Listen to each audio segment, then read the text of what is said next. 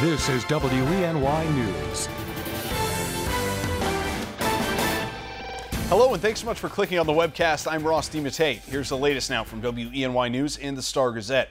Corning residents will hit the polls tomorrow to decide the fate of a former school building that's now vacant. They'll vote on whether to sell the former Northside Blodgett Middle School to Arbor Housing and Development for $200,000. If residents give the city the green light to sell the building, Arbor Housing then plans to demolish it and build market-rate housing on the land. City Council already decided it will apply for a grant to help with the cost of tearing it down. Polls are open tomorrow from 11 a.m. to 8 p.m. An annual study shows more people want to live in downtown Ithaca, but there aren't enough units to house them. The Danter Company studied the housing demand in Ithaca, and they found there is a demand for more than 1,300 additional housing units downtown in the next 5 years. About 1,000 of those would be rentals, and 350 would be for sale to own. Plus, there's a demand to build another 1,000 units in student housing. New York State is now banning the sale of snake mackerel, oilfish, or any other fish falsely identified as tuna. Recent investigations have revealed significant fraud in the U.S. commercial fish industry. One probe found up to 40% of the fish samples they tested in New York City were misidentified.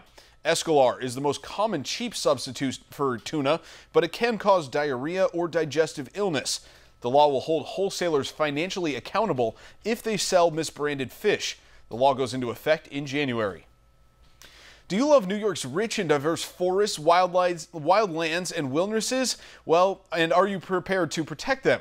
If so, this could be your calling. Soon you'll be able to apply to join the ranks of the New York Forest Rangers or Environmental Conservation Officers. The state has scheduled civil service exams for the positions on November 19th. The qualifications and exams for rangers and conservation officers are different, though.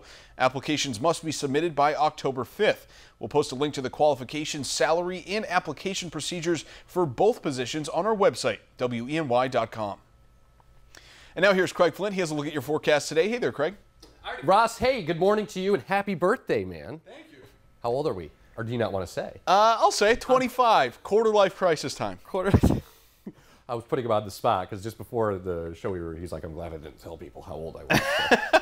25, come on. Total transparency, that's what we're about. That's right. So speaking of transparency, and in the forecast today, clouds will eventually become a little bit more transparent and then eventually give way to mostly sunny skies by the afternoon. But this morning it's foggy and it's locally dense and thick.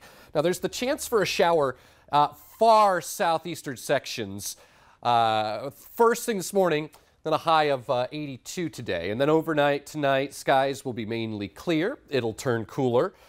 And once again, likely dealing with some areas of fog. So over the northern tier today, as we take you through the morning and into the afternoon, Cowdy over to Mansfield and Sayre, a high of 81.